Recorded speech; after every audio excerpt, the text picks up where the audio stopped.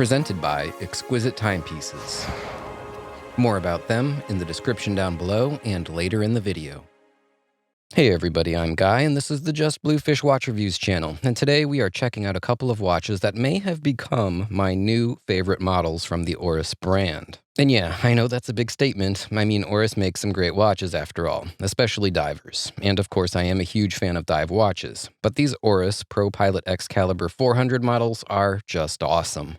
These ProPilot X models take the idea of a pilot watch and they push it to the next level. Now, of course, when it comes to more traditional pilot's watches, Oris is well known for its big crown and ProPilot models. They are great watches in their own right, but this ProPilot X is what I would call the next evolution of the Oris pilot's watch. And while it's quite a bit different, it is excellent nonetheless. I think the ProPilot X relates to other pilot watches in the Oris range in a similar way that the Oris Aquis and the Divers 65 models relate to one another. Now, I am a fan of the Oris Aquis, but when it comes to their divers, it's the Diver 65 that I personally really like. The Aquis is great and technically superior to the 65, but in terms of design and styling, the Aquis is a modern design with a more cutting-edge feature set, while the Diver 65 has a classic, traditional look, and overall, it is somewhat more conservative in its size, scale, and proportions. Now, those are things that I really like about the Diver 65. That's kind of how I feel when I look at the ProPilot X models. It's using modern materials with an almost futuristic style and look. It's not a traditional pilot's watch in any way, really. The new Caliber 400X model is what I would call an evolution of the pilot's watch, and it does it all in the right way. Now, ironically, I gravitate more towards those traditional, classically styled dive watches, but when it comes to pilot's watches, I have to say this ProPilot X might be the one that takes the cake for me. Now today we have a pair of these ProPilot X models, one with a beautifully subdued blue to almost grayish blue dial, and one with a salmon dial. They also have one with a silvery gray dial, and some models with skeletonized dials, but for my money, I have to say this blue dial is the best of the bunch. Now, admittedly, salmon dials really aren't my thing, but I figured I'd show this model off too because I know there are plenty of people out there that do like them. That said, other than the dial colors, these models are effectively identical, so all of this information will apply equally. This video is presented in partnership with Exquisite Timepieces, located in Naples, Florida. Exquisite is an authorized dealer of dozens of watch brands, including Seiko and Grand Seiko, Omega, Oris, Blancpain, Breguet, and many more. Exquisite also has an amazing selection of pre-owned watches with new inventory coming in daily. So if you're looking for your next watch, check their website, exquisitettimepieces.com, or call their store at 239-227-2932, and let them know that you heard about them from Guy and the Just Bluefish channel. I can't recommend them enough. Now, these watches have a titanium case and bracelet with a really cool latching clasp, which I will look at in a little bit. But because of the titanium, these watches are super lightweight, and they have a lovely, smooth, brushed finish. These are, however, not inexpensive watches, and I know some people are going to balk at the price. At $4,300 MSRP, they are firmly in the luxury watch tier, but in my opinion, I think that the price is justified.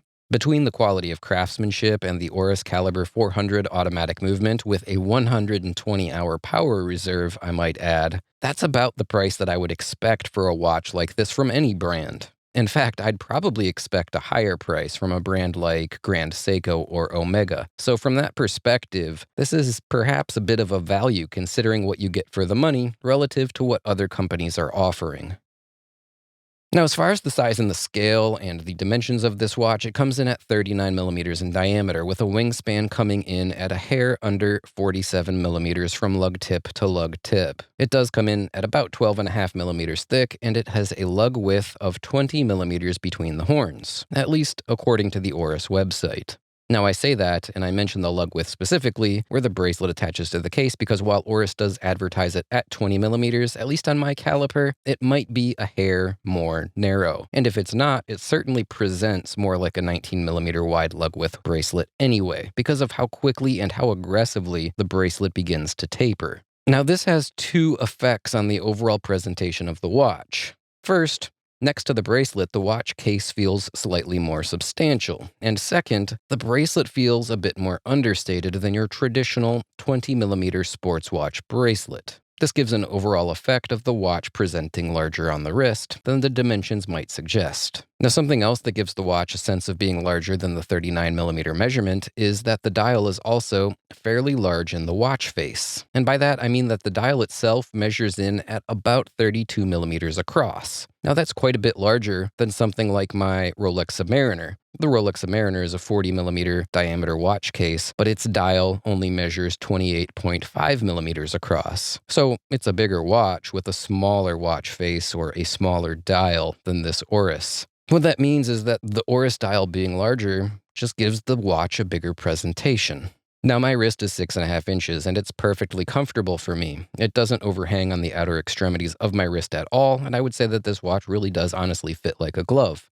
But it does have a bit more presence on the wrist than similarly sized watches. Not that that's necessarily a bad thing, mind you. It's just a watch that wears a little on the smaller side, but it looks a little bit bigger. And I think that that might actually appeal to a really wide range of potential owners. Now, on a side tangent, I don't think that people put enough emphasis on things like the size of the dial or the proportions of the watch case and how those proportions might relate to the dial or the bezel or the bracelet when they're talking about whether a watch is big or small or how it wears on the wrist. Those often overlooked details can make as much of an impact on how the watch wears and how it presents as can the actual measurements of the watch itself. Now, the moral of the story is that more often than not, you can never really know for sure until you have seen the watch in person and you have tried it on for yourself. So take opinions on size with a grain of salt, even my opinion, and do your best to try and see the watch in person before you make your own judgment. And that doesn't apply to just this watch. That advice applies to any watch that you might be looking at online but haven't had the opportunity to hold in your hand. Now, I have spent way too much time talking about the size and the scale of this watch, and there is a bunch of other stuff to go over. First, let's talk about the titanium watch case. It has a fantastic satin finish that is super smooth, and the case has crown guards at the 3 o'clock side, protecting the nicely textured and slightly oversized screw-down crown. Now, the crown, the action is absolutely sublime. It's right up there with the best of the best when it comes to unscrewing and operating the crown, and I was thoroughly impressed with this crown, including the crown texture, which is subtle, but it still gives excellent grip and traction. Now, the bezel is really interesting, and it's probably in a nod to the aviation industry, in that it has an angular, fluted texture that I find to be reminiscent of the exhaust tips of a fighter jet engine. At least that's what I think of when I look at the bezel, so I will assume that that's what they were going for when they chose this design cue. Nevertheless, I think that it adds a little bit of character to a watch that might have been a little bit too plain with a simple, smooth bezel.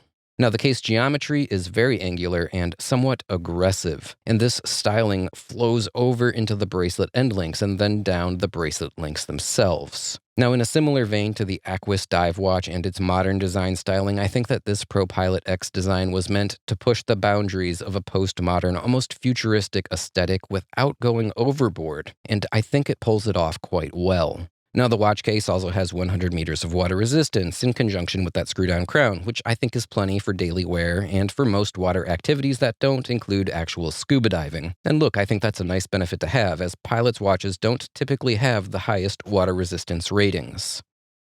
The crystal is a double-domed sapphire crystal with an anti-reflective coating on the interior surface, and there's no distortion when viewing the dial at an angle through that double-domed crystal. And I would also add that the glare and the reflections on this crystal are kept fairly low thanks to that AR coating. There's also a display case back showing off the caliber 400 movement, and the display case back is very flat so that the watch rides low on the wrist when you wear it. Now, the caliber 400 movement is, as previously mentioned, a 120-hour power reserve automatic movement developed by Oris that runs at 28,800 vibrations per hour. This is a 21-joule movement, and it is a 3-hand movement with date complication. And while it's not a highly decorated movement, it does look fairly nice through the display case back window.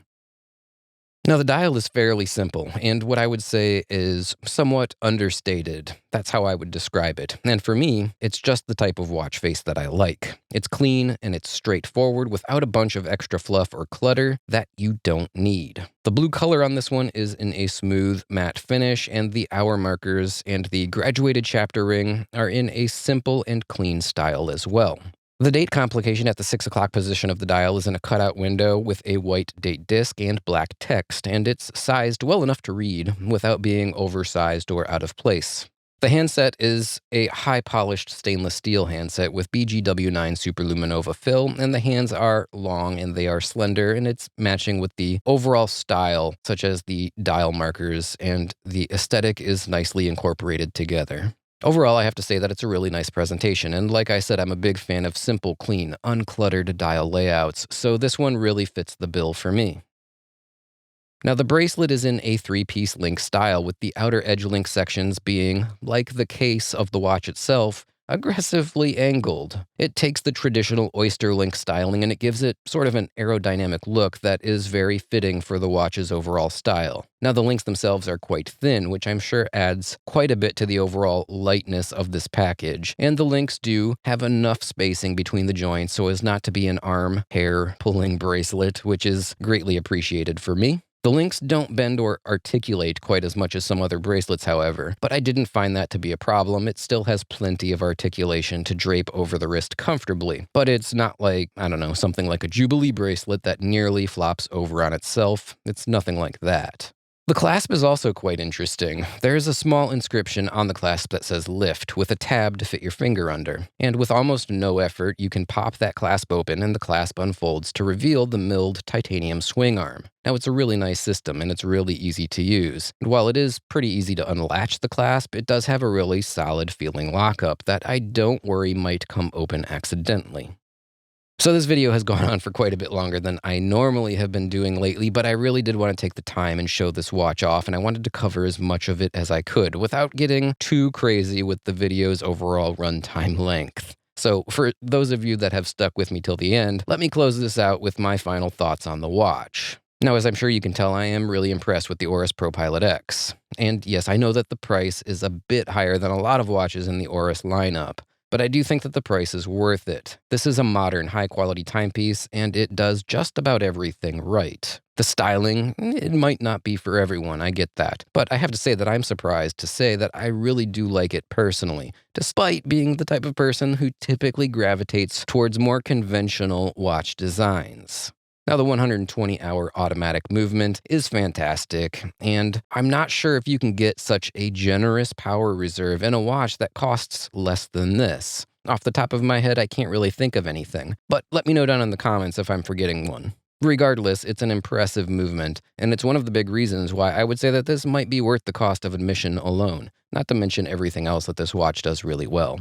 Overall, I am very impressed, and I would definitely recommend this one to anyone that's in the market for a new watch and they like what's going on here with this one. I know that I would personally love to have one in my collection.